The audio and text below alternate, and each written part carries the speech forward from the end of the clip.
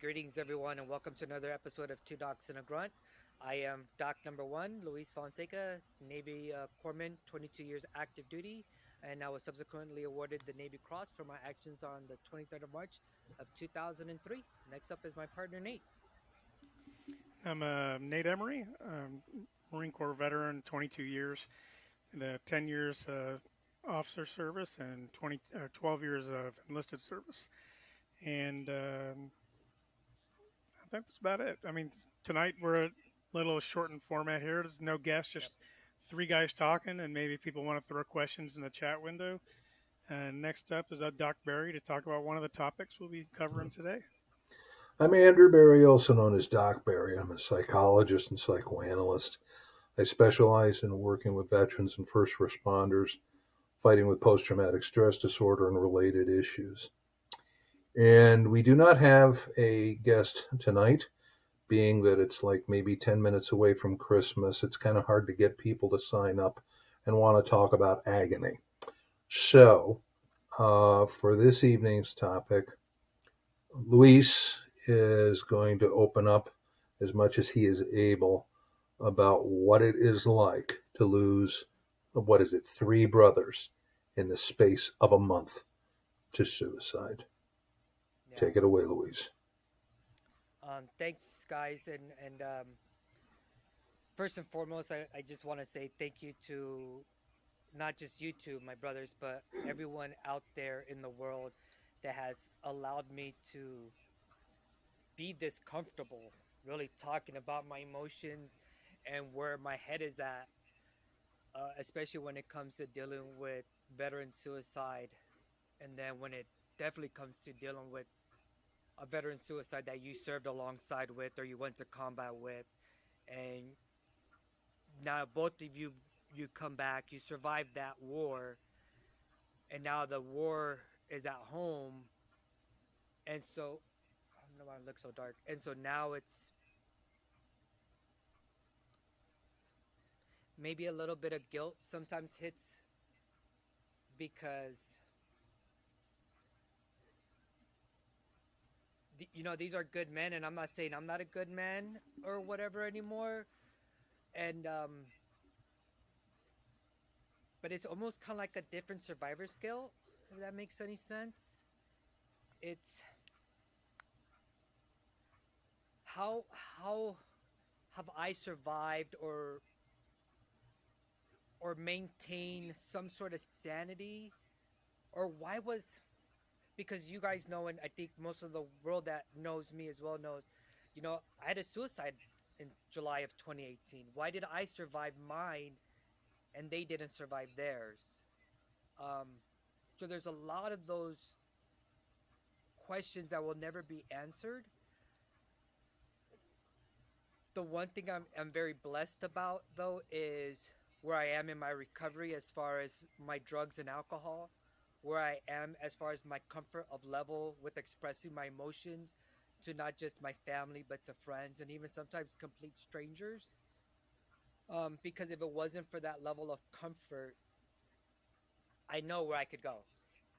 I know how deep I can, those unanswered questions, I know how deep down that rabbit hole they can take me.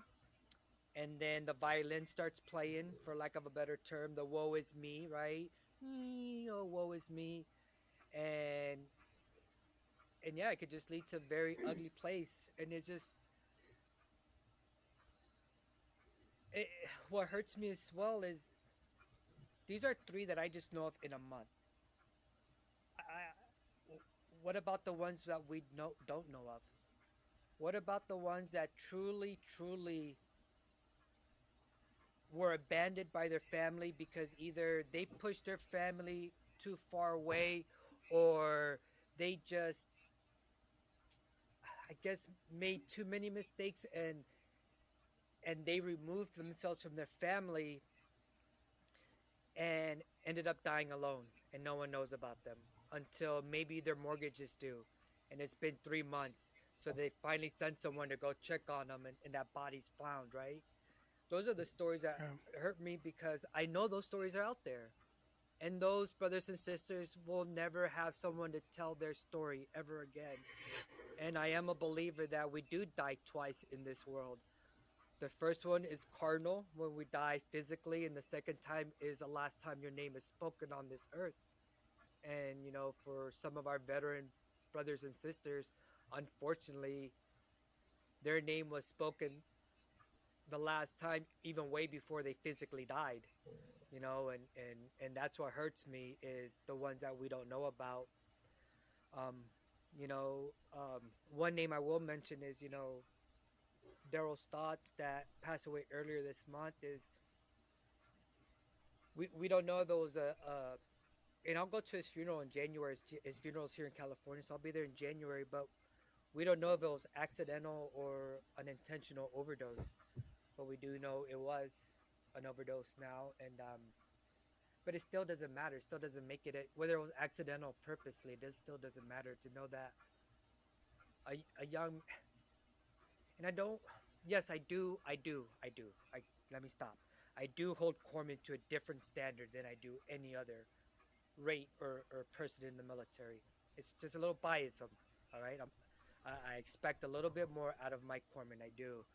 And seeing that young man perform in Afghanistan, seeing how much of a value he was to our unit and our Marines and sailors during the deployments to Afghanistan, and then knowing that he just fought this battle home, and unfortunately that's his legacy. I can't change his final chapter, right? I can't make it any more prettier.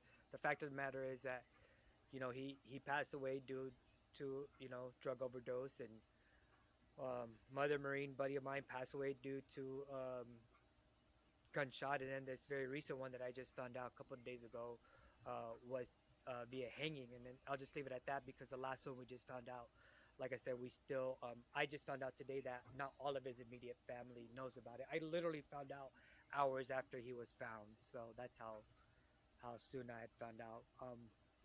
So it just hurts, it hurts. But my self-preservation, I know what I need to do in order to maintain my sanity, in order to keep me off of the bottle, in order for me to not I know I've shared with y'all on this podcast before, is in order I had a heroin addiction for 6 months in the military. And I would lie to y'all to tell you here at 42 years old, and I haven't shot up heroin in 14 years, but I would lie to you and think, like, do I not know how well heroin feels? It would make this go away for sure, but I also know how temporary that is, and how damaging that will be to me and my family. All of it, right? So it keeps me from picking up that bottle. It keeps me from wanting to snort drugs or inject drugs, things that I never thought I would morally ever do in my life. My PTSD, my inability to speak up about my PTSD, my anxiety, my addiction, led me to crossing those moral boundaries that I never thought I would ever cross. And for those of y'all that have crossed them, I don't look down on y'all. I understand. I understand how our moral line in the sand can get erased, and we push it back some more. And we push it back some more to hide our shame, to hide our guilt. And but yeah, like I said, I mean, even now with all the work that I've done, there's still a little bit of that survivor skill. Like, man, why am I losing so many brothers and sisters? But here I am, the piece of shit Luis Fonseca is still around, you know? Um, and I know that's a false narrative, the piece of shit part of it, right? But I still have those what are they called? Those negative self images of myself, those doubts within me, right? It's an ever working process, ever evolving. What's up, Doc? Well, I can answer part of the question about why you're still here. Since you've been so blunt and open about the suicide attempt, I'm not a physicist. I cannot answer the question of why the pistol didn't go off. I can't answer that question, but you're still here because right now the three of us together are doing what your three brothers and God knows how many gazillions of others felt they could not do. And that is, you've heard me say it so many times, but for the new people out there, is to open your mouth and talk about it. Yeah, which is to say, you open your mouth. Well, hang on just a second. I got to. Good night. Good night, Georgie. A good night hug. Good night. I'm Yeah, gonna those are the best. just drink a six pack for you. Nothing That like this to child keep is, you in line, right? he is a showstopper. But anyway, what we're doing now is we're talking about it. And Luis, for those of you who have not, who are listening in or will listen in the future, Luis made uh, a video just shortly after finding out about this third suicide, and it was agony. And I was worried about his sobriety going away or something terrible happening. And I do what I do best. I reach out. Anyway, I hope I'm not speaking out of turn here, Luis. No, not I at figured all. you'd. I mean, we wouldn't be doing. I wouldn't be doing this if I thought you speak out of terms. I mean, go for it, Doc. This is All the right. raw truth, the raw, ugly truth of what happens when we come back Mm-hmm. from fighting these wars. So anyway, I thought to myself, we are all doing what these with these guys and so many others have not been able to do. We're opening our mouth and talking about it. And right now, as you've been talking about it, you sound a hell of a lot better than how you sounded in that video because we're talking about it. I know you've told others and so on and so forth. Those guys are dead because they kept their mouths closed. What's up, man? I saw you scrambling Oh a yeah, thought I in your was. head. Yeah, well, earlier, so my daughter number 4 of 5 had asked me. She's like, "So you guys still gonna go on tonight with no guests?" And I was like, "Yeah, we're still gonna talk." And while I was saying it out loud to her, I said, it's a good thing to for people to see that it's not just we're not just gonna be on only when things are great. You know, um, Luis, you're going through a crap ton. I haven't had it great lately either, nowhere near as bad, but I think people need to see that it's not as hard as you think to start talking to people and to say stuff. You know, Right. it it's not tell me all the hardest parts, tell me all the things, the graphic things that you're thinking. It's not nothing like that at all. It's just getting on and talking. Any one day, after the second death, somebody's going to watch the video and this might be all that they remember of us. And if all they remember is and they see us and go, oh, well, they seem to be doing okay because they were talking. That's good. Yeah. I don't want them to see when we're not on Right. Mm-hmm. and when we're not talking or what it's like. That's a great idea. Yeah, because we have to lead from the front on this one. And Well, and that's why just that day, and I'm not all about the likes or the follows or none of that shit. But I knew I had never done a video because you guys also know, like, I run my own podcast under my own foundation as well, um, and I have my own Facebook for all that. But anywho, I've never made a video just showing the raw emotion of finding out that one of your brothers or sisters passed away due to suicide, right? I have made videos talking about it or after the fact, months after the fact, right? Or on an anniversary of someone's suicide, I've spoken about it. Or at candlelight vigils, I've spoken about it, but never just raw in that moment. And I don't know why something just led me to want to make a video about this is what it's like to find out that one of your brothers or sisters passes away. I For y'all didn't, that I, are hurt out there and think that you're alone when you find out about this. No, you're not. You know, Even me, someone that had my own suicide and someone that, understands maybe a little bit more in the mindset of why someone can reach that level of desperation and feel that that is the only solution to a temporary problem. I can understand that, and I just wanted to show that even though that I can understand that, it still hurts just as bad finding out that one of your fellow brothers or sisters got to that point and didn't, for lack of a better word, wasn't lucky enough to survive their attempt or their suicide or wasn't fortunate or blessed enough, whatever it is you want to call it, right? For whatever reason, it was. I have to believe personally that when it's your time to go, it's your time to go. So whether they would have killed themselves or not in that moment, I think what might bring me a little bit of comfort is just thinking it was just their time. For whatever reason, I don't understand it. Shit, 99% of this life I will never understand, but it's what helps me get a little bit of comfort during those moments. Because I've spoken about that a lot too, in combat, when people are like, wow, you've been deployed that many times and come home and unscathed and all my body parts and limbs. And I've said a lot of times, like, it's not going to matter whether I'm sitting at home resting or I'm in a combat zone. When it's my time to go, it's my time to go. So I kind of see that with these recent suicides is maybe they would have still left this world, just not via suicide. It would have been another means, right? But it was their time to go for whatever reason, and I just don't know why. Um, but I do know that after something like that, a lot of people do hurt. A lot of people miss you. So that video, I just mainly wanted to show people that even when you don't think anyone loves or cares for you out there really is someone that still thinks about you, that still loves you, that still cares about you. And it's just unfortunate that maybe us that still care and love for you haven't reached out to you, or those that have maybe just don't know the right way to reach you.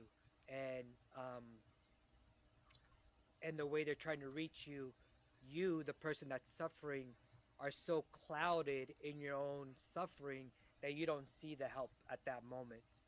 Um, and so that was what the whole video was about, was just trying to show you all and everyone that I still hurt. Even though I give speeches about suicide prevention and mental health, my mental health still affects me daily.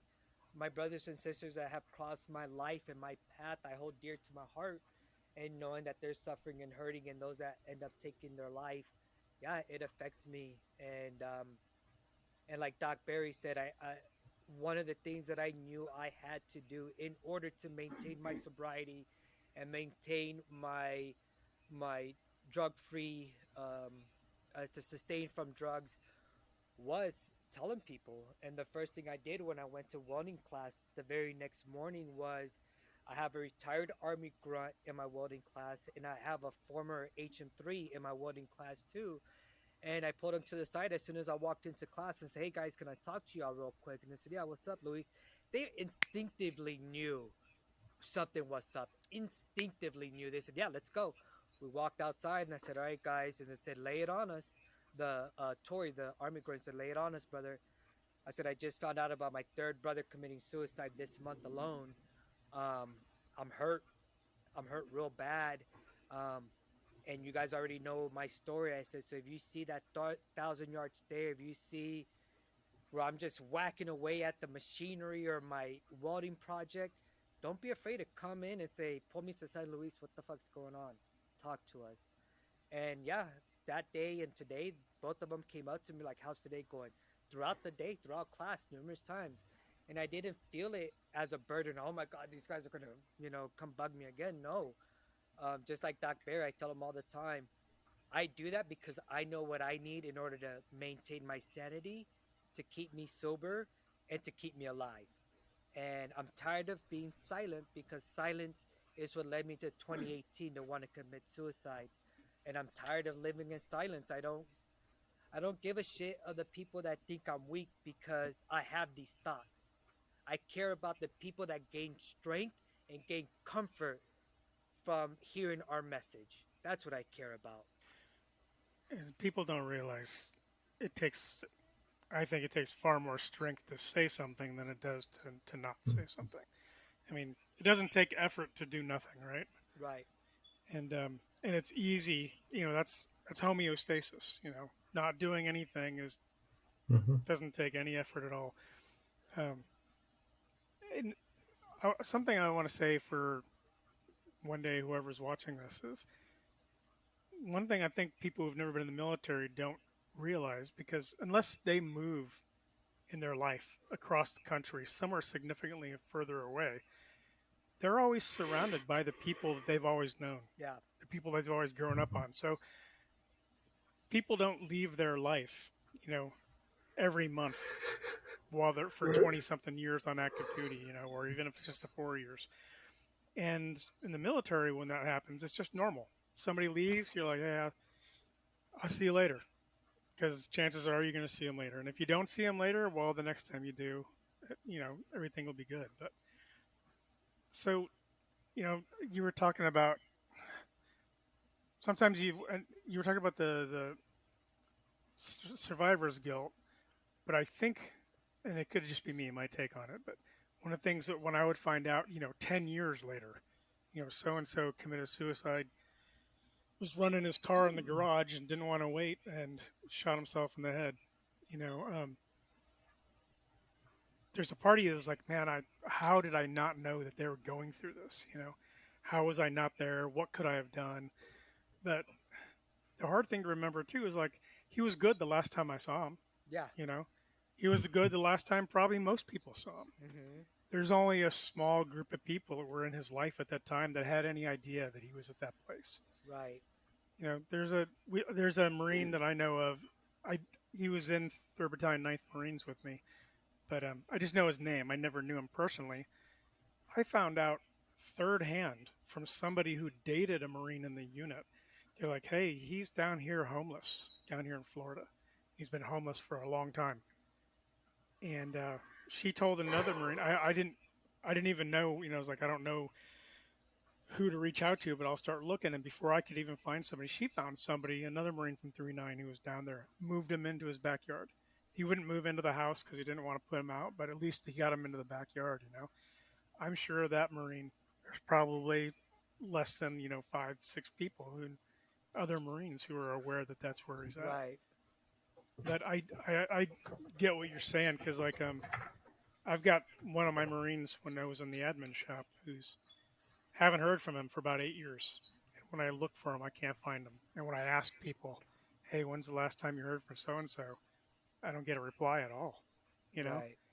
And what I'm afraid of is that I'm going to find out that he's another one of them, just like you find out. But it's a hard thing to explain to people who haven't lived in a life where everybody is constantly moving in and out. There's new people in all the time, new people out all the time. 100% turnover in 2 to 3 years. Yes. And Well, I would tell junior sailors a lot on that concept is every duty station you're going to have a new best friend. We change best friends in the military every year and a half, right? Your group of friends changes. And I think we spoke about this on a podcast that we haven't put out yet. But Doc Barry likes to talk a lot about, the first cut is always the deepest, whether it's your first love, your first heartbreak, your first whatever, right? And the thing is when I went back recently to Virginia for one of my friends' retirement ceremony, we kind of spoke a little bit about that, and I said, I think one thing that I missed out on is I don't know how, but in the Navy, and I'm sure in other branches of the service, I don't know, but you can really get stuck on one coast. So we call, East Coast Marines and Sailors or West Coast Marines and Sailors, right? Or the Hawaii Marines and Sailors. And it kind of seems like you kind of get stuck there, right? So on the East Coast, we call it the I-95 sailor. You travel up to Quantico or back down to Lejeune, right? Here on the West Coast, we call it the I-5 sailor. You either travel up to Camp Pendleton or you're down here in Balboa Hospital. Well, like right smack dab in the middle of my Navy career at 10 years, I got transferred over to the West Coast. So everyone that I deployed with, to include corpsmen and Marines, were still on the East Coast. So my very first 2 deployments that I saw the most casualties and had the most, I think, effect on my mental health because they were the very first ones that I've lost, build those strong relationships with. Now I got taken away from them.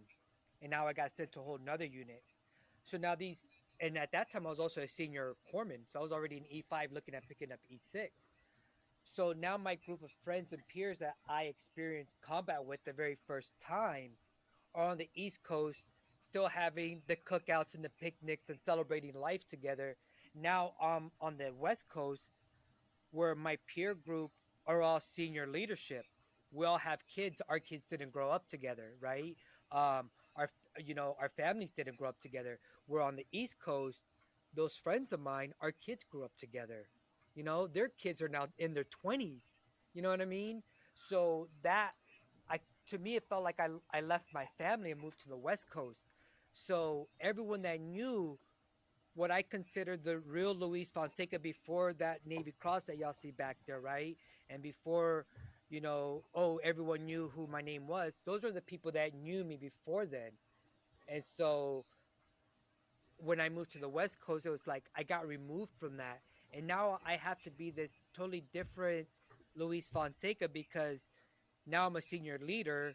Now all those dark secrets that family really knows about me, this West Coast family doesn't know. So I'm not going to share with them because I want to keep this facade up, right? And so I shared with them when I was there for the retirement ceremony. I said, because they asked me, said, why didn't you ever reach out to us, brother? You know, we're family. And I said, that's why. I said, because I was so ashamed. I felt like I was always failing y'all. I was always letting you guys down. So it was better for me not to talk to y'all and try to get help from somewhere else, or bullshit other people because I knew I couldn't bullshit you guys. So I didn't want to reach out for help. But it, for lack of a better term, yeah, it felt that way. It felt like that comfort, that family that I had first suffered with, the very first deep wounds, now was removed from them. And it was hard for me to kind of Yeah. open up and just be the vulnerable Luis that before that award was bestowed upon me, I felt it was very much okay to be that piece of shit, Luis Fonseca. And now I created this narrative that I felt the Navy wanted this poster child, or my friends or family wanted this poster child, right? And I created that narrative. No one else gave it to me. I created it. And it led me down to this path of self destruction and me really putting more myself on this pedestal that I thought others put me on, which really no one ever did. It was just me thinking that I assumed everyone wanted this perfection out of me. And I came to find out at 40 years old that no one ever fucking expected perfection out of me, ever. Mhm. All my friends and family ever expected out of me was the genuine Luis Fonseca that you see before you now, you know?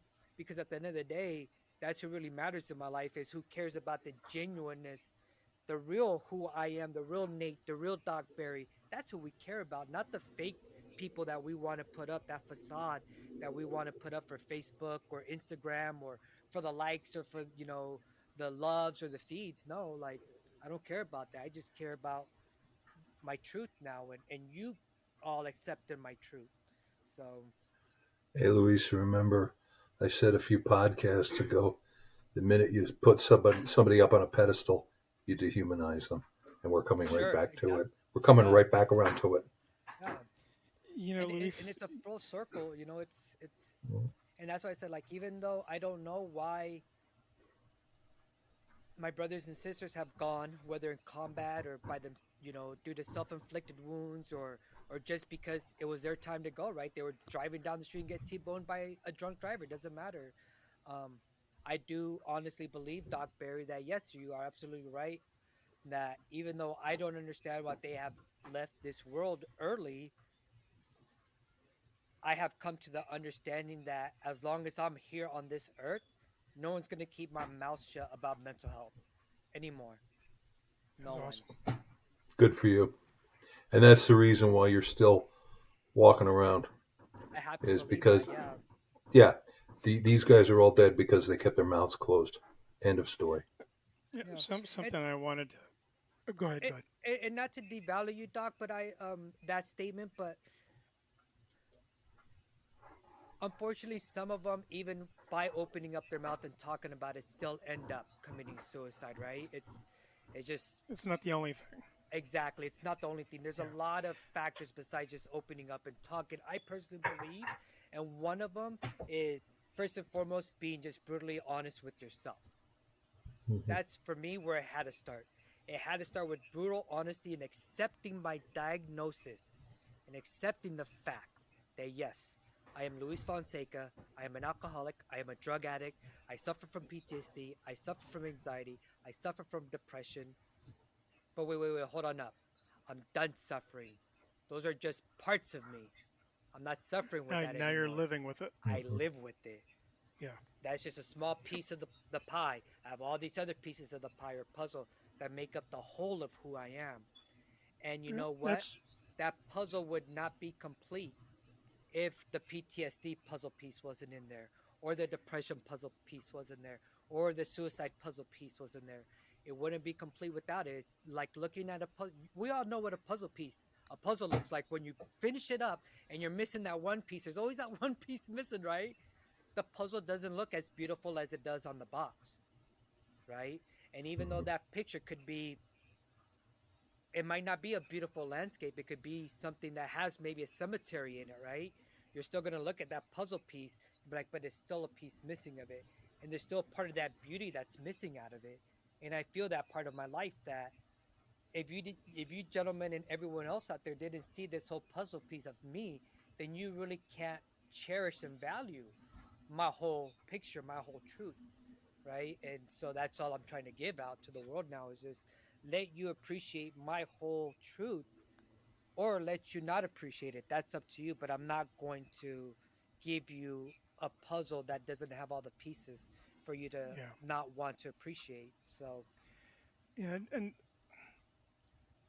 well, I think talking is probably one of the easiest and biggest ways to start making the change from suffering to learning to live with it. mhm, Um, yeah, it's not the only way because I think the reason why talking about it, why it works, what's important about it is because it, you're you're no longer focusing just inward, and when you're focused just inward, nobody knows what the hell's going on. right, You know, they can see that, oh yeah, he's hurting. Like you going into your welding class. Had you not said a word to them, those two still would have known something was wrong. mhm, They'd know. They would suspect maybe they know what it is. But if you don't tell them, right, then you just continue to stay focused inward. They don't know how they could best help you, what's too much, what's too little, and talking does help. it does. And So I don't like that's and what I and said. that's Go ahead, Nate. I'm sorry. oh, I was just that's why one of the things why I have such a problem with when somebody dies from drinking too much or from an overdose, how it gets looked at as different. Because to me, that's still that person focusing inward. They're trying. They're struggling and fighting, and maybe they're not dying as efficiently as some other people do. You know, Mhm, the people that pick up the gun, they end the pain pretty quick. mhm, The people that try to fix it or try to run away from it, maybe with substance abuse, with alcoholism, with being a junkie, they're wanting to maybe numb it, trying to deal with it. They don't want to go yet, so they're still right. fighting. You know, so it's and it doesn't mean that somebody who isn't doing the same thing isn't fighting. Just for them, that's their fight. Yeah. And and it's sad. It's like when it's a gun, everybody's oh yeah, suicide, PTSD. When it's a veteran who overdosed or something, there's kind of a question in there what it Mhm, could be. And I'm like, really? I'm like, they did a career in the military and they weren't a junkie then. It wasn't until afterwards or right. once they started learning they were suffering from something that it became an issue, right? So the drugs doesn't characterize them in those cases. That's the way I look at it. Yeah. And Doc Berry said this to me a long time ago, and it's an addiction from something, you Mhm, know. And some people, if you don't see their addiction from their demons as alcoholism or drug use, I think all you got to do is look a little bit deeper, and you're going to see that oh well, it might be for that person that's gaming, another person that's exercising too much, another person Mhm. that's freaking just being a workaholic and not paying attention to anybody else around them. Everybody does it in a different way. yeah. Variations on the same themes. Right. Yeah, I don't riffing off what Nate was just saying, and I think this is the comment I made to you a long time ago. I don't think people have drug or alcohol problems. I really don't. I do think, on the other hand, they have emotional problems, Definitely. and Yeah. they use drugs or alcohol in an unfortunately misguided attempt to cope. It's the first Mhm, thing. Just going back to what Luis was saying, sometimes talking isn't quite enough. I don't know if this is what you had in mind, and if not, just tell me. Um, I had I had another save this week, or actually within the past couple of weeks. A guy I've been seeing for about 7 years finally was able to tell me um, he'd been to two prior therapists before he came to me. So that what you were just saying, he tried talking, and I was the last one. And he said if it didn't work out with you, I was going to end it. And so here he is, 7 years later. He's talking. He's alive. So maybe, as far as talking, not necessarily being the be all and end all, I'm still open to the possibility that may be true. But maybe they're not talking to the right person. No, absolutely right. Or maybe the right people aren't listening. Or maybe the people that are listening aren't talking back to them. How about that? I think Right? it's I think it's easily combinations of all that, Exactly. Because when we and talk about, not even understanding it yourself when you first get the diagnosis when you weren't looking for it. You know. Mhm. Or even Mm-hmm. if you don't have the diagnosis, right? Let's you know, we talk about communication a lot, right? Communicate, communicate. And in the military, we dissect communication so much that we can communicate via hand signals, we can communicate via code, we can communicate silently by touch, right? A lot of our special operators operate that way. You know, we can communicate by Morse code if we still needed to, by lights, right? So there's tons of ways to communicate. And I feel a lot of our veterans that are maybe suffering and turn to either drugs or alcohol, and they show it to you in your face, right? Like you see them every time they go to the party, they're the ones getting drunk or blasted. Hey, maybe they're communicating to you. We're just Yeah, not that's them listening. popping smoke. You know what I Nice. mean? Right? And, Yep. and that's where it comes from. That's where um, like I said, I recently had a talk. I don't know if I should. I recently had a talk with someone that's a generation older than me, and that person,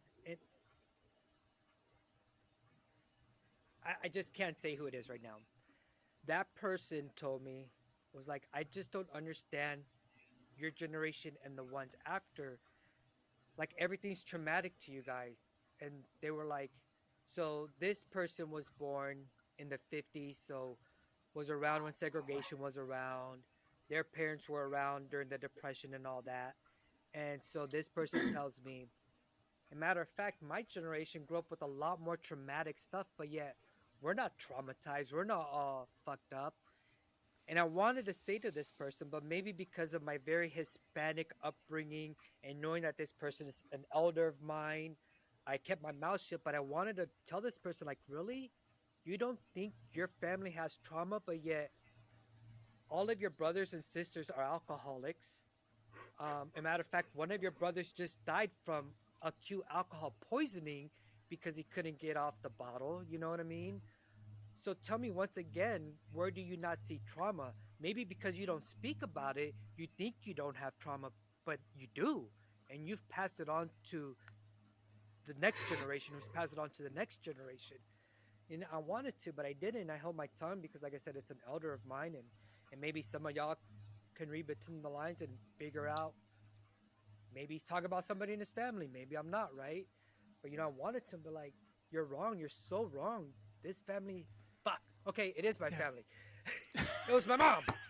Okay, fuck. I couldn't. Okay. Okay, and so I just wanted So to shake her and say, Mom, like, how can you say we don't have trauma in our family? Like, I'm sorry, but yeah, it I can look just back at my because it. family and say there's a lot of trauma, and you guys just hit it through alcohol. So just Yeah, because you don't want to acknowledge it doesn't mean it's not there. It's still yeah, very much there. And I it doesn't didn't want have to to say come it with a was, like I loudspeaker. said, it's because it's still, I mean, you can see this is raw, ladies and gents. This is real. At 42 years old, there's still that little scared Luis of me that I'm going to shame my family by what I'm going to say because I was raised in a very strict Hispanic household that we do not embarrass the family. We don't air our dirty laundry. I got the talking to that many of our generation got the talking to when your mom or dad pulled up to Kmart or Walmart and you got out of the car. What was the first thing they told you? We walk into the store. You don't embarrass me. And you don't ask for shit. Do I got it clear? And if you did, what's gonna happen when you got home? You got your ass beat, right? It used to happen to me in public. And then eventually it would happen in public because you just got out of line too much, right? So it's like, I'm sorry, mom and dad, rest your soul, right? But our family does have a lot of trauma in it. Just because you don't want to acknowledge it doesn't mean it's not You, there. you know, when So people want to say that the older generations didn't have the trauma, it's because they're now that they're looking at the let's say the post Vietnam veterans era, because now we're talking about it more. We're instead of waiting 40 years until we're at the end of our rope to start talking, we're doing it sooner. That doesn't mean it hasn't been there all the time. right, As Hmm. a society, as a culture, we're still learning this, right? And the easy way to remind people is, yeah, do you remember when Saving Private Ryan came out? What did they say about the opening scenes, and what did they say about those World War II vets that watched it? And tell me, and then go back and watch them talking about that, or watch them viewing it, and then try to say that there is no trauma. right. They just spent a lot longer stuffing it, you Hmm. know. Two things here for you, Luis. Remember, I sent you, and you and I read aloud the laundry list of adult children of Yeah. alcoholics, right? Yep. So here's a suggestion for you: share that with mom, and by all means, when she starts screaming, "Where do you get this heresy?" Throw me under the bus. Just say, "Hey, Santa Claus fucked up my head." Tell her, Yeah. I'll Here's what he know when brought you for Christmas. I know I'm And doing my job. But the other thing and is, go ahead. um, as far as the way you're describing, while your generation has all, we never had that sort of thing. The thing that came to mind was a legendary clinical quote from one of the senior analysts where I trained. And he said, the last organism on the face of the earth to become aware of the existence of water is a fish. Oh yeah. I like that. It makes a lot of sense, right? Because they're in it their whole life, right? It's their norm. It's their yeah, You right. got it. And So until the fish gets yanked out, it's like, holy shit, I need right, this. Well, right. They don't know any better, right? Or yeah. right. And then you show the older generation, well, I mean, if they can tolerate looking at it, you hold the mirror right up to them and say, this is what's really going on here. And that's when they become aware. And it's a game changer. It is, Yeah. and and like I said, the little boy that still lives inside of me, still has those thoughts that grow. You don't embarrass your family. You don't air out your dirty laundry, and but I think especially my close friends, my family, when these topics come up and I use myself and or my family as an example, it's never to paint them in a bad light, right? It's just to make people aware that because as ridiculous as it sounds that we're talking about it, we always feel like we're the only ones that deal with this shit, right? It's only my family, it's only us, it's only me Yeah. that deals this bad with my PTSD or my depression, right? Fact of the matter is there's billions of people that fucking deal with the same shit we're all dealing with, right? Yep. There's millions of families that are just as fucked up, if not more fucked up than my family, right? Mm. You know, and, you know, and, and, until and, somebody and I love my tell somebody parents. tells me otherwise. Yeah. And I love my Yeah. parents, and they were just doing the best that they could with how they were taught, you know? And the responsibility falls on me now because I've acknowledged that trauma that has been passed down or the trauma that I've experienced myself, living my own life and going into combat and losing friends, right? But since I've recognized it, it's my responsibility to either change it or to project it forward. And I choose not to project it forward anymore to my kids so that hopefully they can grow up to be a more present because I still feel I was a very loving dad. I just wasn't a present dad. I wasn't a present father, right? So hopefully they can grow up to be very loving and present with their children, and that's how we eventually change this and eventually change the mindset of the little Luis Fonseca that can't even talk at 42 years old about his family, right? Because I don't want to shame them. No, now we can talk about it. We can and have those laughs, right? Nate and Doc, like, yeah, our family screwed up, man, but this is what I Hmm. got dealt with, and I'm gonna play my cards right, and we eventually change that a little bit over time. Um, For and like I said, so I don't ever say this to paint my parents in any bad light. I love my parents. I truly believe that even what I might have perceived as maybe negligence on my dad's part or mom's part because they were young or they were dealing with their own mental health stuff too, and or alcoholism. um like I said, they tried their best. My mom still to this day tries her best. Are there things that I have come to realize that I will never change my mom's mind? 100%. Doesn't hmm. mean that she's wrong. It's just it was so ingrained in her, right? That Well, that thought process that that's the way life should be, and I don't hold her to her. I don't hold her to a standard that I wish was there. I hold her to a realistic standard that I know who my mom is. I know how loving she is. I know that the way I think isn't the way she thinks on a lot of aspects, but my mom and I can respect each other, right? Um, but I do also know that there's still some trauma there when at 42 years old, I still mhm. hesitate to talk about my family because what was so ingrained in me on how we should paint a picture to the exterior, you know? So, So anyway, it's not just in Hispanic culture. Okay. Yeah, I'm going to bore you with a story. I come from WASP culture. WASP, WASP, white, in case you can't tell, white Anglo Saxon Protestant. And both of my unbelievably anxiety ridden parents, for their own reasons, were driven, as all WASPs are, to make sure that we, as you say, don't embarrass the family, that we be mindful of our reputations and don't make the family look bad. And initially, it seemed like people of my culture, they got to stick up their ass in plain English. It's one of the things I'm trying to become shed of. With me, what you see is what you get. I really don't care. Now, riffing off what you just said about your mom, I had to fight the same fight in coming to an understanding with my own parents. Okay, and I'll put it in the form of a question: how can we expect our parents to raise us to a level of emotional maturity that exceeds their own? true. Yep. 100%, We right? we, Yeah. we really can't. Now, to that end, I'll factor in a story here.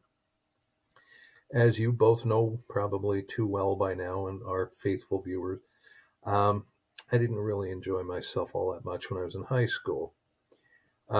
Didn't do well, didn't feel like I was part of it. Did not want to go to graduation. Didn't want, I was just like, send me the piece of paper in the mail. I'm going home. I'm done with this place. Blow me, all of you. So they, at least the way they used to do this, they sent announcements out for our graduation pictures to be put in the yearbook. I found this sacred piece of paper in my locker, however they got it to us, and I became shed of it because I don't want my goddamn picture taken. I don't want to be in the yearbook. I don't want to be here at all, etc., etc. So somehow my saintly white-haired mother found out from the powers that be that yes, indeed, picture announcements were going out or had gone out, Mm. and I was upbraided up one side and down the other, and I quote, "No son of mine isn't going to be in the yearbook," and so on and so forth. And the clever subtext of this sub cheesy message was, How's it going to make the family look? Mhm. And I then said to my saintly white-haired mother, I'll say, okay, you want a picture, lady? I'm going to give you a picture, and here it is. If you can see it, You got bandana on? bandana, a lot of hair, a Yeah. glare about me. I look like Charles Manson's kid brother in that Mhm. picture. So there's your fucking picture right there. Now, the pissed off kid. And I realized that these people were just driven on by an anxiety that they were born into. It's part of the generation, Mhm. part of. And neither one of them could understand. And they were quite clear about how I shouldn't become a psychologist. That's my first clue that I was on the right track. It's in Western culture, the lack of shame, people equate that with honor. Yes. Mm, In Asian culture, Mhm.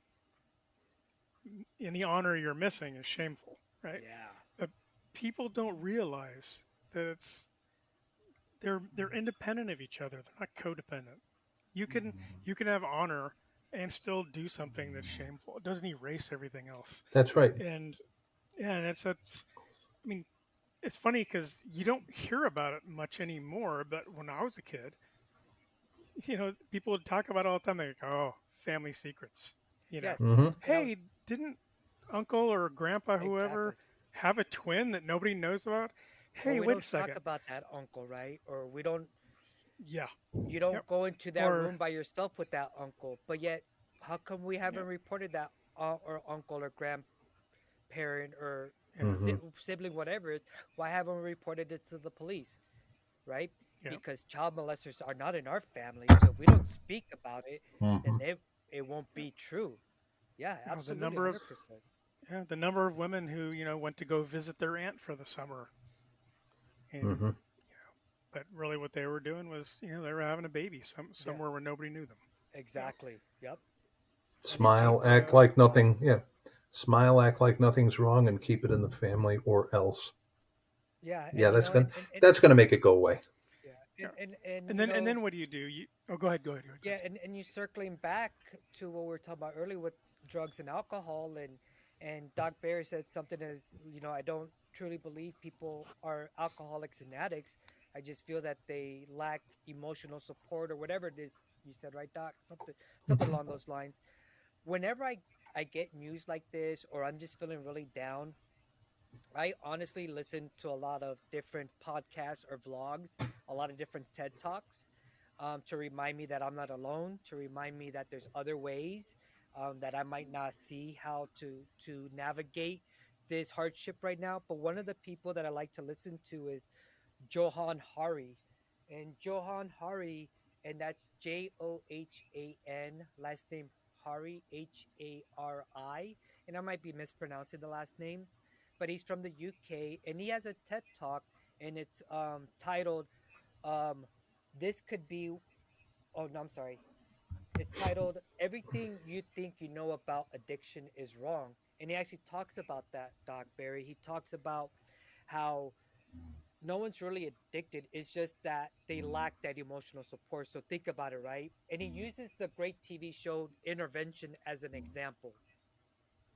The TV show Intervention, for those that haven't watched or for those that have watched, basically is uh, a substance abuse specialist goes to a home, and for like a week he follows around a drug addict or alcoholic, right?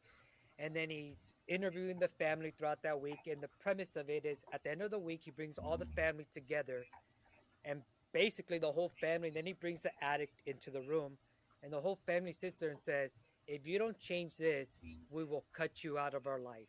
Everyone, right? So you need to make these changes or we cut you out of our life. And I used to think that was such a great concept, right? Before I was like, man, if my family ever did an intervention to me. But when I listened to his TED talk, he talked about we set these conditions for our family, right? Since the moment a child is born, right? Don't talk to me that way. Don't, nope. Don't splash in muddy puddles. But yet, that's an experiment the child is learning. Or if you don't do this, you're going to be in timeout. So same with the addict. If you don't change this, we're going to cut you out of our life. But that's the moment that that child or that person needs the most reassurance Yeah. is when they're in full-blown addiction, when they're fucking up so bad that they don't feel that they deserve the right to live. That's when family and friends should interject the most and not say change your way or I'm not going to be your friend or your family anymore. That's when we should be like, I don't give a fuck how you're doing right now. I'm your family. I love you. Come Yep. here. I got you. But yet in our society, we have shunned and shamed our drug addicts and alcoholics and our mental health sufferers for so many years, right? And And we tell them, there's unless you fucking change, I don't want nothing to do with you anymore. yeah, Wow. that's What? yeah. I love you so much that I'm going to give up on you. That's the message. Exactly. Yeah. Exactly. It's a different thing to give them that tough love and say, look, you know, here's how you're messing up. You're Here, maybe fucking up here's right how now, you're right? affecting everybody. We want you to do this because we love you and we're going to be here for you going through it. That's a whole different conversation. But, you know, if I was the person like, if I haven't got my shit together by now, what makes you think I'm going to suddenly do it with you giving me Yeah. an ultimatum? You know, it's 100%, right? obviously if you don't like me that much, if you're ready to wash your hands of me. Yeah, you know, I So, told my mom because she, now that, you know, I spoke about it, when my uncle passed away due to acute alcoholism, he survived um a week, 2 weeks after he came out of rehab, and then he died from acute alcoholism. Um, is I told her, I said, you know, mom, your brother is 60 plus years old. He's been drinking like this for what, 50 years, I would say. I told her, how many times have you spoken to your brother, my uncle, in different manners, right? Loving, kind, and caring. You've scolded him because my mom is the oldest of 12. Um, you've scolded him. You know, told him, change your ways. What are you doing? Any way you can talk to him, mom. I probably have seen you speak to your brothers and sisters. But this one uncle alone, I said, I never understood when my dad said this until I went through it myself. He would always tell my mom, Luis is not going to stop drinking until he's just ready to stop. He goes, there's nothing I can say or there's nothing that you can say that's going to make him stop. He has to come to that realization on his own. And I never understood that, right? And so I told my mom the same thing. She was like, I paid for his alcohol rehabilitation. I paid for this. I paid for that. I said, I understand that, Mom. I said, but you're trying to change him to conform to what you want him to be. yeah, because you need him to Unfortunately, change. I said, at 60 years old, my uncle, I don't feel is ever going to change. I said, so the only thing I can do for him is just show him that I love him and I'm always going to be here for him until he expires. Unfortunately, that happened a lot sooner than any of us wish it would have happened. And it happened, I mean, the death certificate says it, due to alcohol poisoning, right? So it was acute alcoholism, acute alcoholic, or whatever, chronic cirrhosis of the liver and all that stuff, right? Basic. What's the term, Doc Bear? You guys might know it. It's basically you drink so much that your liver builds so much cirrhosis that it can no longer filter out the alcohol. So you basically poison yourself. Is what It's happens, liver right? failure. Yeah, So liver. even one drink, it's like having a case full of liquor, right? Because your body can no longer process it properly. Yeah, it's And that's what ended sensitized. up killing him. Right. So, you know, and it was sad. It was sad to see my mom go through that pain and her not understand why, right? Because my mom didn't suffer from alcoholism or addiction. Did I see my mom drink when I was a child? For sure. But my mom definitely was that one drink. The wine coolers were big back in the 80s and 90s. I remember that, right? Right. So my mom was like a one wine cooler person, right? And that was it. That's as much as I ever really saw my mom drink. So maybe she just was very fortunate that never had to deal with addiction, or she just realized how much it ran in the family that she just said, you know what, I'm never going to touch none of that stuff. But she didn't understand how she provided so much for her brother, but yet her brother still decided to live the way he lived. And that's when I want to shake her and be like, Mom, that's trauma. That's him dealing with whatever Yeah. trauma he's dealing He's with. dealing- I don't know what it is. You might not know what it is. but Yeah, he's that's dealing with it because healthy people don't drink themselves stupid every night for 50 years and then eventually into their casket. Healthy people don't do that. Mentally healthy yeah, people don't. Hmm. Um, yeah. but There's something unfortunately, there deep. like I said, unless you recognize that your family has trauma, you're always going to think, no, it's just they're hurting or they're suffering for whatever reason, right? And in the Yeah, case of, especially, in my mom and some of my aunts and uncles, a lot of it is very religious driven, you know, God's will. It's his, for whatever reason we can't question it, or you're not praying enough, or you don't have enough faith. It's a lot of that stuff, and those are also things that I've come to learn that I can't change that from their generation. They're very faith based and driven. It's kind of like when people ask me, "Do you think we're ever going to win the Iraq or Afghanistan war?" And I told them no, because their society is very much driven by their religious belief, which is Islam. So unless you change everyone's mindset about Islam, those countries are still going to be very much driven by their belief system, just like my mom and my aunts and uncles have a very deep rooted belief in their Christianity, their different aspects of Christianity, and it's hard to change their mind. And I'm gonna tell you, gentlemen, what I told my mom this one day is the reason I don't fight a lot of people on their beliefs anymore is because even though I have my own beliefs, at the end of the day, I don't 100% know what really is going to happen to me when I die. So I don't want to be part of that 1% that keeps you from getting into paradise or into heaven or into eternity. You know what I mean? Like, so I'm going to let you believe and live the way you want to live. But you got to understand, as soon as you walk through the thresholds of my door in my house, now you're on my, so now you have to respect my beliefs and how I run my house. Just like when I step across the thresholds of your house, I respect those beliefs, regardless of how crazy I might think they are or not, right? I still respect it up to a manner, if that makes any sense. yeah, I'm going to take a piece of what you said earlier about I did all this for you and this is how you pay me back and whatnot. One of my all-time favorite metaphors that I got from one of my patients, as a matter of fact, is you can't put your head on anybody else's shoulders. Yep. Number one, and number two, it's the joy of alcoholism.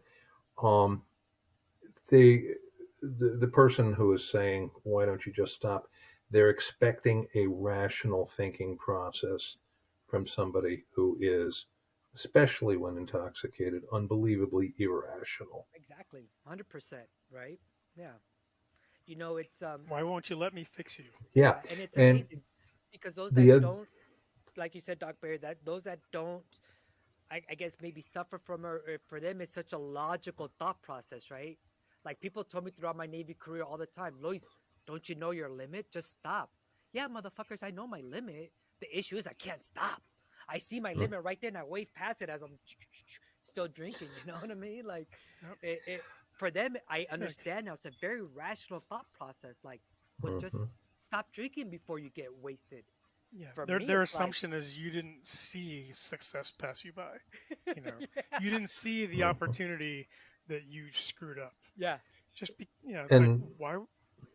Go ahead. as far as the, how we treat our family members who are addicts or having emotional problems and whatnot, I think I told you guys.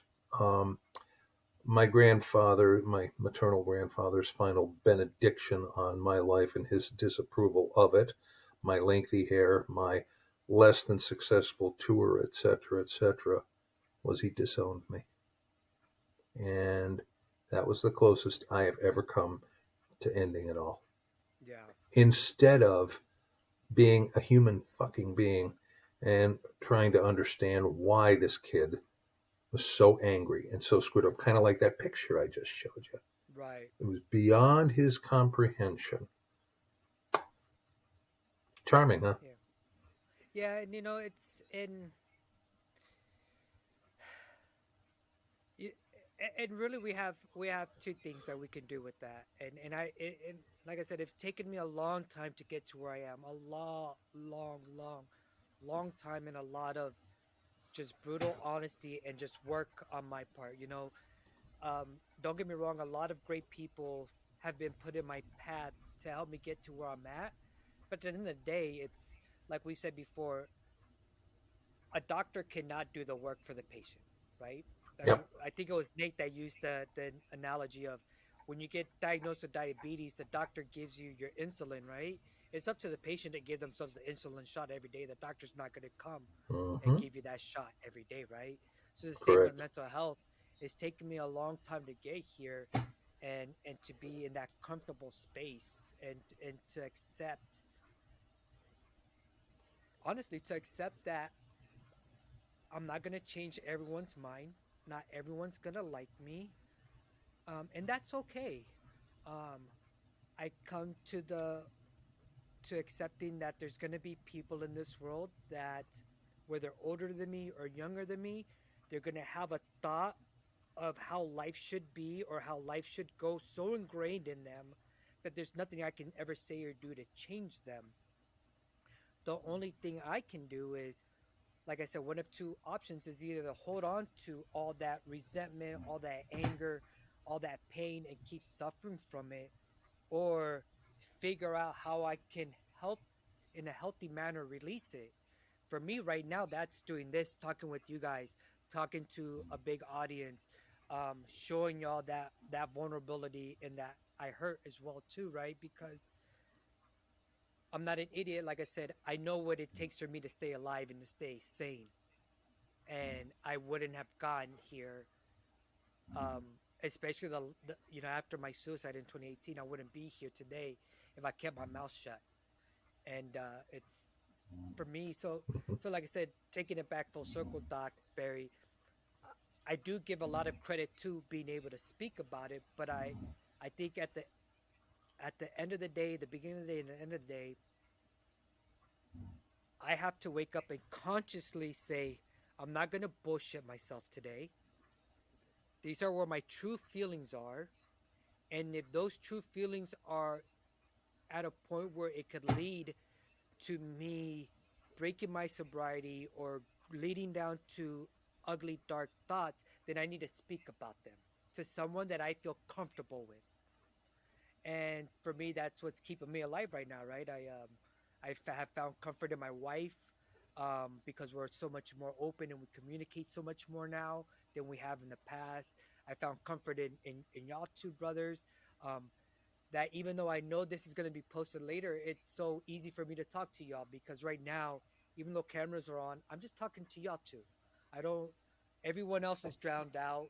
The thought of me even posting this later isn't even in my head, so I'm not anxious or nervous about it.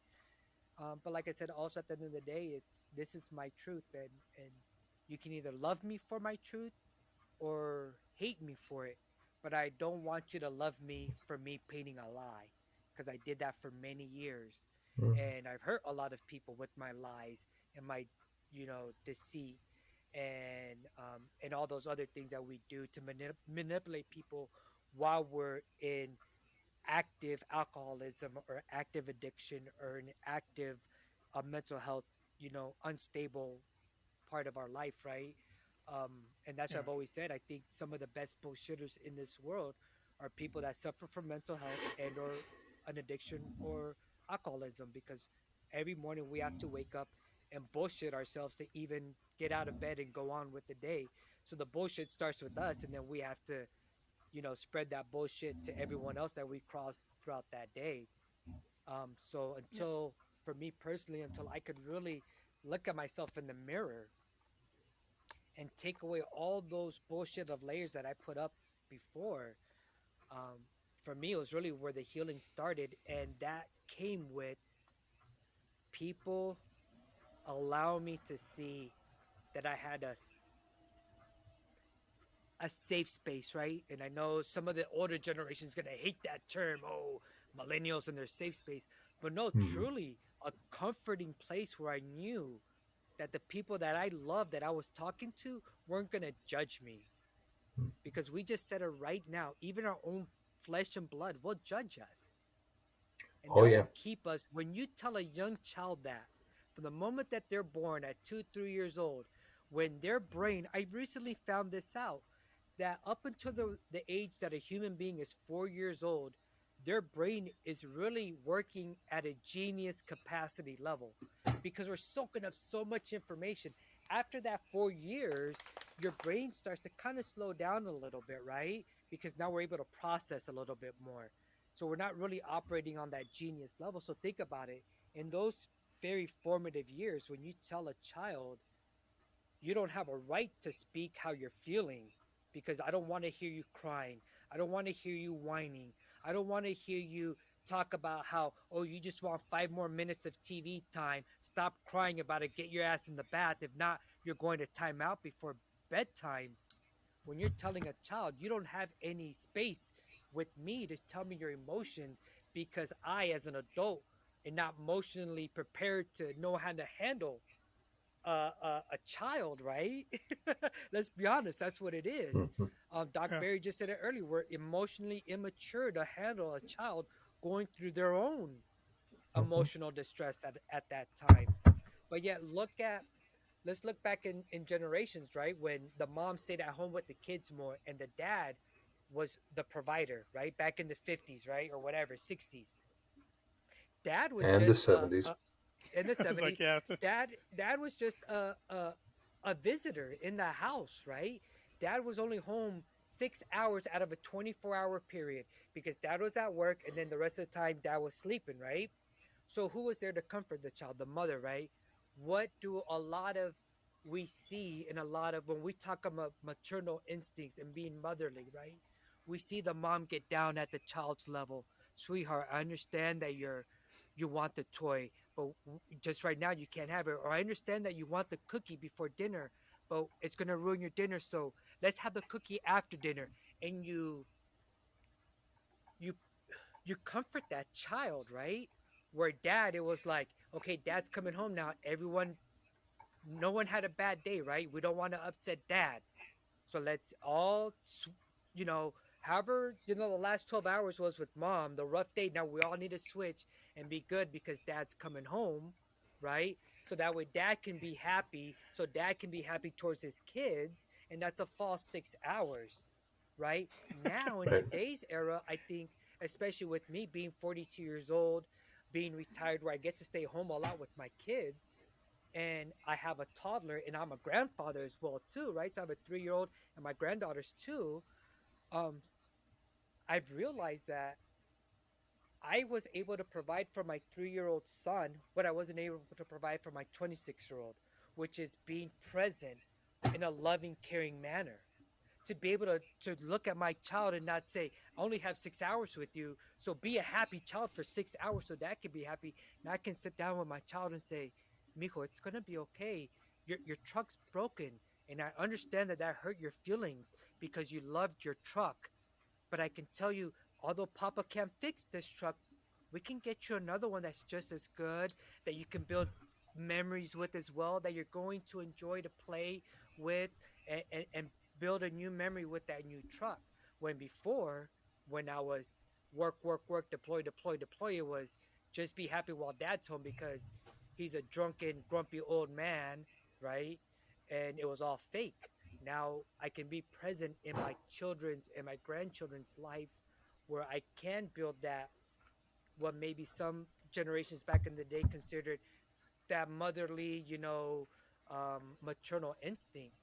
It, it really isn't. It's just the fact that for a long time, our society and us as human beings kind of made it that moms had to raise the kids and dads provided, right? And Mhm. and respect the king of the house, respect the man of the house, right? And goes and I'm back just coming to millions of learn that years. that doesn't work for my family. It might work for somebody else's, but it doesn't work for my family. I want my kids to understand that their feelings are very valid, that they're human beings just like I am, and they get upset just like I get upset, and that's okay.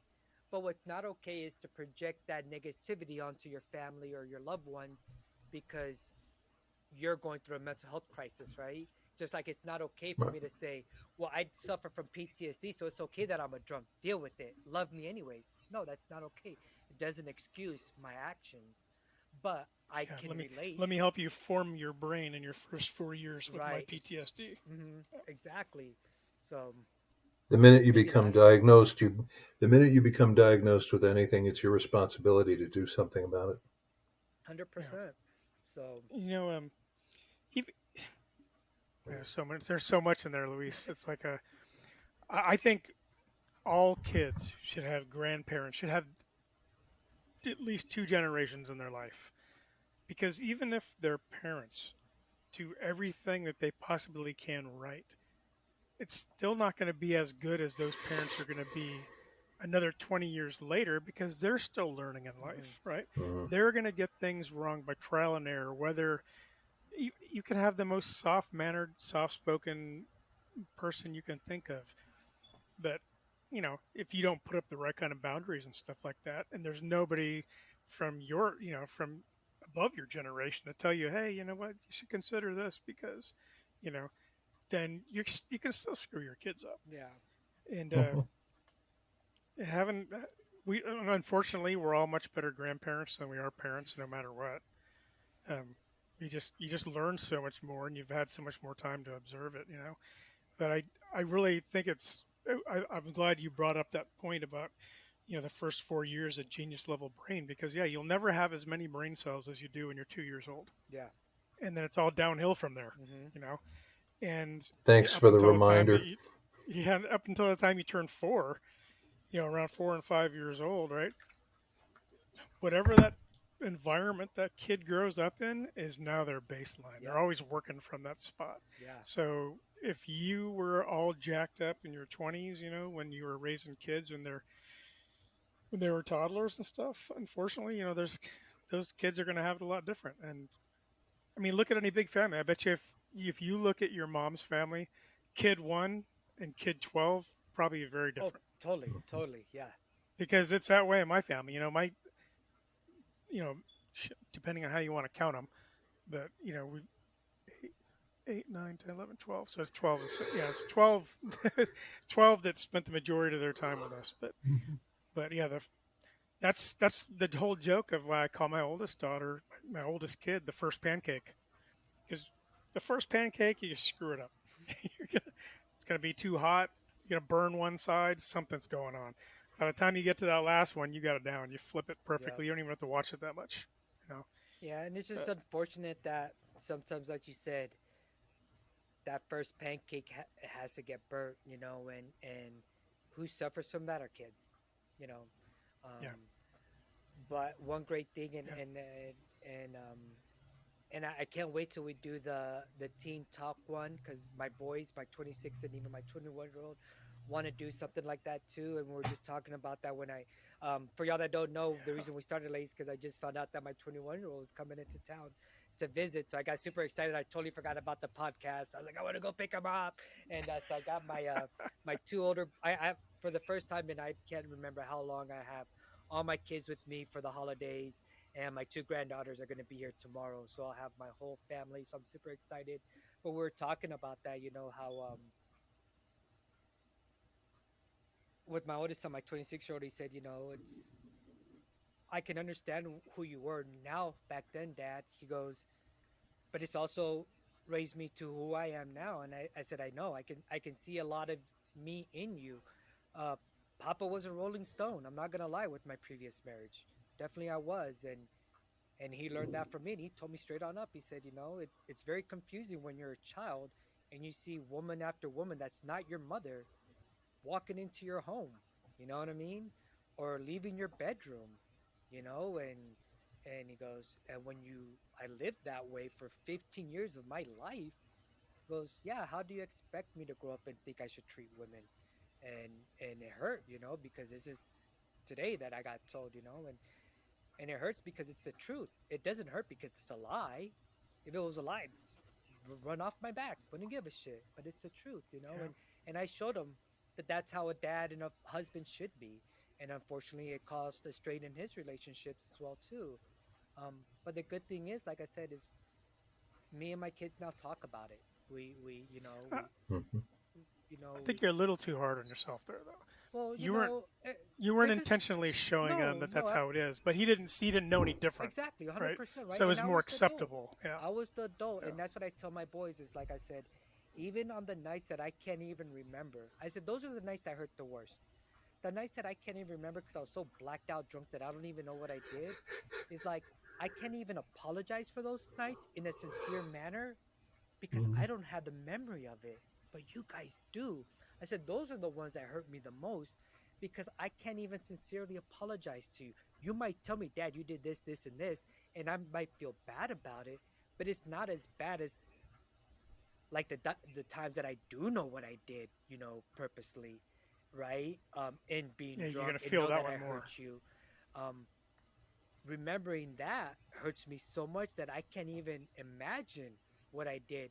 That my brain has blacked out, and unfortunately, you guys don't have that luxury. You all remember those, and you have to live with the fact that now I'm telling you, in all honesty, how do you expect me to apologize for something that I don't even remember I did? And that's what hurts me probably more than anything is those nights, right? Because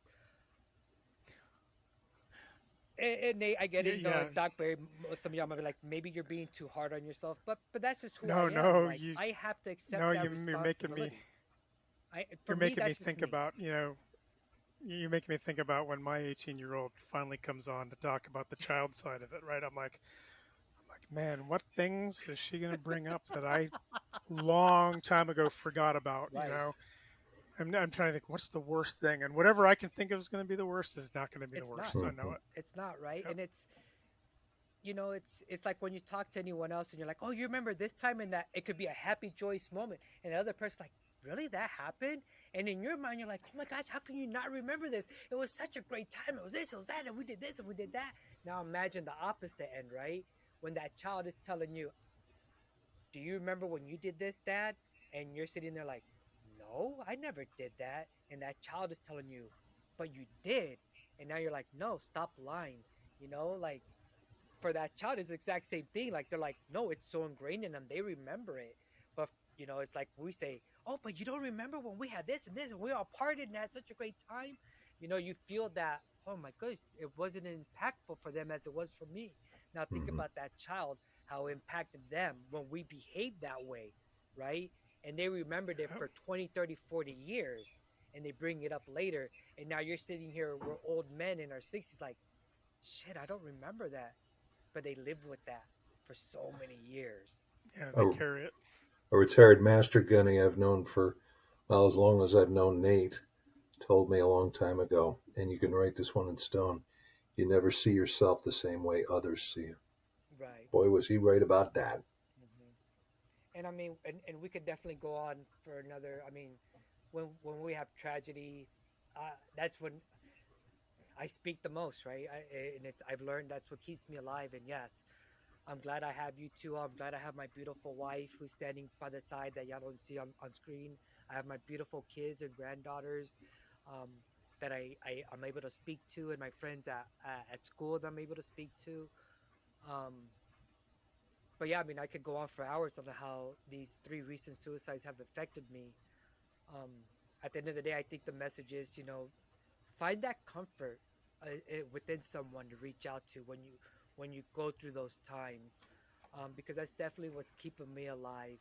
And I don't want to cut this short, but as y'all heard earlier in the podcast, I got a house full of family, and I haven't had it in how many years. So I'm super excited to get to them. We're about to sit down for dinner. But yeah, I made that video that night because I just something inside of me called me to make just a very raw emotional video on how suicides and hearing that my brothers and sisters affected and and end up being successful in their suicide, how it affects the rest of us, and to let people know that if your loved one has successfully committed suicide, we understand the pain. We grieve with you. I might not know your loved one, but I grieve with you because I know the pain that you're going through. So, with that being said, I Hmm. love you, gentlemen. I love everyone out in the studio audience. My beautiful wife, I love you. I wouldn't be here today without your support. Um, So yeah, that's where I'm at Okay. today, brothers. Thank you so much for checking up on me, Yeah. and thank you all. Um, it was a blessing in disguise to not have a guest tonight. Hmm. And yeah, do Yeah. I still hurt today? For sure, 100%.